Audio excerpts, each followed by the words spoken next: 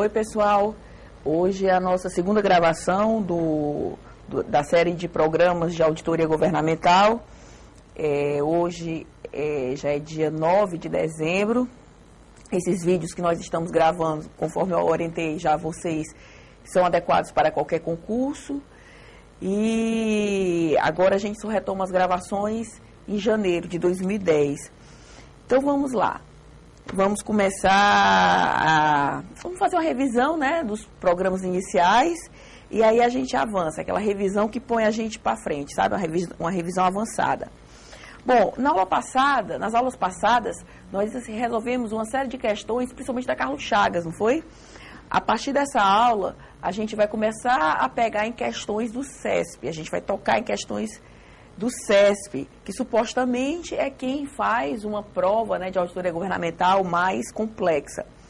Então vamos lá, vamos resolver duas questões para a gente aquecer os motores do concurso de analista do TCU de 2007. Analista de controle externo, especialidade de controle externo, concurso de 2007. Vamos resolver a questão 102. Vamos lá. O uso da técnica de amostragem é facultativo para o auditor externo. O uso da técnica de amostragem é facultativo para o auditor interno. Entretanto, a realização de exames e investigações, como a verificação junto a terceiros sobre operações de grande vulto, as inspeções do capital financeiro e o registro de transações de recursos financeiros é obrigatória. São esses resultados denominados achados de auditoria, que irão fundamentar as conclusões do auditor. Bom, tudo que está escrito aqui nessa questão a gente viu nos vídeos passados, verdadeiríssima, né? A questão 102, perfeita, super tranquila, certa. Vamos devagar. O uso da técnica de amostragem é facultativo para o auditor interno. A gente começou a falar de amostra, de técnicas de amostragem nas aulas passadas, nos vídeos passados. A gente viu que, principalmente o auditor externo, é uma criatura que é contratada ou ela chega numa entidade com determinada finalidade. O trabalho da auditoria externa é um trabalho bem pontual. Então, não dá para investigar toda a população, até porque muitas vezes é impraticável isso aí e mesmo que fosse praticável, não daria tempo, né? Porque o auditor externo, ele chega para desenvolver atividades pontuais e num lapso temporal definido. Então, esse auditor, ele se utiliza de técnicas de amostragem. E hoje a gente vai, a partir desse conhecimento acumulado dos vídeos passados, a gente vai avançar. Então, olha só, o auditor externo muitas vezes se utiliza de técnicas de amostragem. Já o auditor interno, como normalmente ele está no dia a dia lá da entidade, ele colabora afincamente, né? Ele colabora com a implementação e a efetivação dos controles internos. Então, muitas vezes o auditor interno, ele tem toda a população a seu dispor. Então, pessoal, o auditor interno, como ele tem toda a população à sua disposição, ele pode ou não se valer das técnicas de amostragem. Então, é verdadeira a primeira linha quando diz o seguinte: o uso da técnica de amostragem é facultativo para o auditor interno. Verdadeiro. Por quê? Porque ele tem toda a população à sua disposição. Aí vamos continuar. Entretanto, a realização de exames e investigações, como a verificação junto a terceiros. Verificação junto a terceiros é a chamada circularização. Circularização é uma técnica de confirmação com terceiros. O auditor, ele expede cartas ou muitas vezes realiza entrevistas para confirmar determinadas informações com terceiros conhecedores da transação. É o que a gente chama de circularização ou confirmação com terceiros.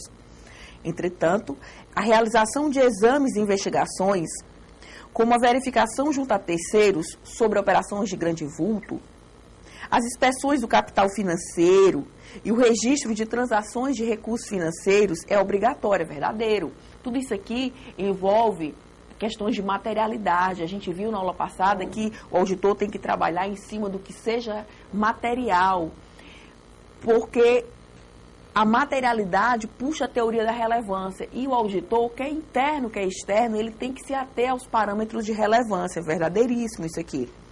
São esses resultados denominados achados de auditoria, que irão fundamentar as conclusões do auditor. Até a gente viu na aula passada, eu expliquei para vocês o que eram esses achados em auditoria. Referem-se, né, a constatações.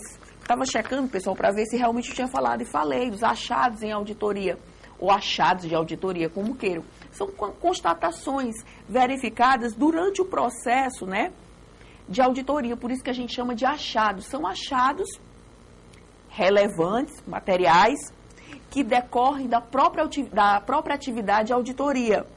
Muitas vezes esses achados, conforme leciona a professora Glória Reis-Peter, são deficiências encontradas durante o processo de auditoria. Verdadeiríssima essa questão 102. Vamos para a questão 106.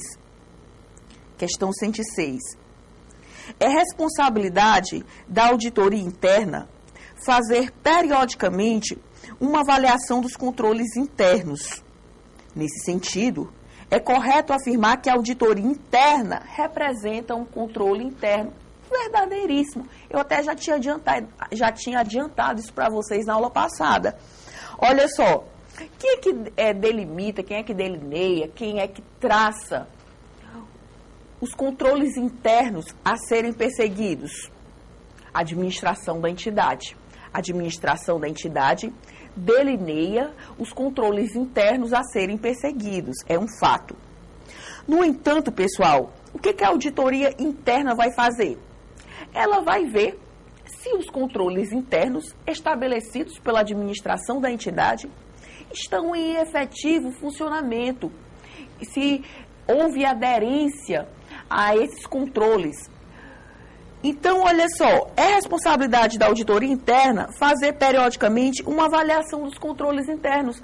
A auditoria interna, ela avalia, primeiro, se os controles existem de fato e de direito. E de quebra, se existem, não bastam existir. Se esses controles, eles são efetivos, eles são seguidos, né? São eficazes. Verdadeiríssimo. E se a auditoria interna constatar falhas, ela vai propor a adoção de medidas corretivas. E a auditoria interna, ela se dirige a quem? Ela se dirige a quem estabeleceu os controles internos, para que quem estabeleceu os controles internos aperfeiçoe tais mecanismos. A auditoria interna se dirige a quem estabeleceu esses controles para propor o quê? Aperfeiçoamento, né, dos ditos controles. Então, vamos lá. Quem é que estabelece os controles internos a serem perseguidos? A administração da entidade. A auditoria, ela só verifica se esses controles internos se são eficazes, se estão em perfeito funcionamento e se há aderência a eles.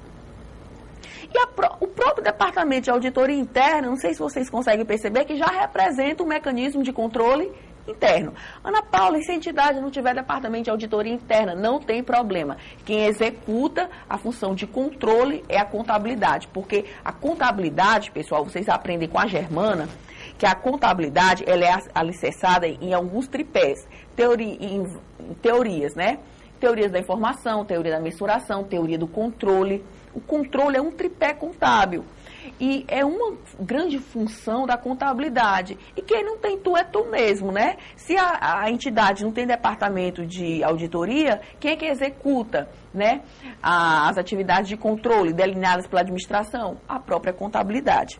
O que não é muito bom, né? O que não é muito bom, porque, digamos assim, isso pode, a depender de como isso ocorra, pode comprometer a segregação de funções. Não é bom quem contabiliza controlar, verificar, não é bom que o departamento contábil, que é o responsável pelas contabilizações, não é bom que ele audite. Como é que ele vai auditar a si próprio, né? Então é bom que tenha, de fato, um departamento de auditoria interna. Verdadeiríssima, a 106. Eu vou ler de novo as duas opções, só para a gente aprender com os erros. Se é que vocês erraram, que eu tenho certeza que vocês acertaram. Eu vou de trás para frente agora. Questão 106. Responsabilidade da auditoria interna, fazer periodicamente uma avaliação dos controles internos. Nesse sentido, é correto afirmar que a auditoria interna representa o controle interno. Verdadeiro. E a questão 102, que a gente resolveu inicialmente, o uso da técnica de amostragem é facultativo para o auditor interno. Entretanto, a realização de exames e investigações, como a verificação junto a terceiros sobre operações de grande vulto, as inspeções do capital financeiro e o registro de transações e recursos financeiros é obrigatória. São esses resultados denominados achados de auditoria que irão fundamentar as conclusões do auditor. Verdadeiríssimo. Então, pessoal, agora vamos para o quadro, só para a gente encerrar esse bloco. Vocês estão vendo, né? Vocês estão vendo um aparato da aula passada, casada com a aula de hoje. Eu me comprometi, desde os vídeos passados, a trazer o nome do livro da professora Glória. É um livro, em termos acadêmicos, muito bom. Academicamente não se discute a sua relevância. O nome do livro é Manual de Auditoria Governamental, da professora Glória Reis Petter, foi minha professora, uma grande professora, e Marcos Vinícius Machado, da editora Atlas. Vamos lá. Eu tinha me comprometido com vocês também de fazer uma esquematização, de esquematizar as notas de auditoria. A gente viu na aula passada, né, o que são as notas de auditoria. E eu me comprometi a esquematizar. Vamos esquematizar agora. Notas de auditoria são solicitações de ações corretivas emitidas durante os exames de campo. Podem ser corretivas, que são repressivas, né? Ou propositivas, que são eminentemente contributivas. No caso de serem propositivas, são utilizadas com a finalidade de recomendar melhorias e aperfeiçoamentos nos processos gerenciais, normalmente relacionadas a controles internos. Por isso que eu deixei agora, pessoal, para esquematizar as notas de auditoria, porque a gente acabou de ver na questão 106, que eu tenho certeza que vocês acertaram, que é responsabilidade da auditoria interna fazer periodicamente uma avaliação dos controles internos. E muitas vezes as proposições, né, de auditoria, da auditoria interna, são instrumentalizadas mediante notas de auditoria propositivas, que são eminentemente contributivas. Vocês sacam, né, desde a aula passada, combinada com a aula de hoje, que a auditoria aponta falhas, erros, omissões. Essa auditoria pode ser prévia, como pode ser posterior. Existem inúmeras classificações para a auditoria, inúmeras, não só essas, a gente vai falar de todas. A auditoria, esquematizando aqui para vocês, ela pode ser também externa, como pode ser interna. A gente resolveu duas questões que diziam respeito à auditoria interna.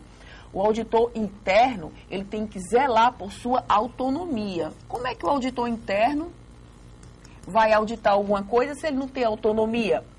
O auditor externo, esta criatura, como é externa à entidade que audita, ele deve ser, tem que ser, é condição sine qua non da auditoria externa a independência. Independência. O auditor interno, ele deve zelar por sua autonomia.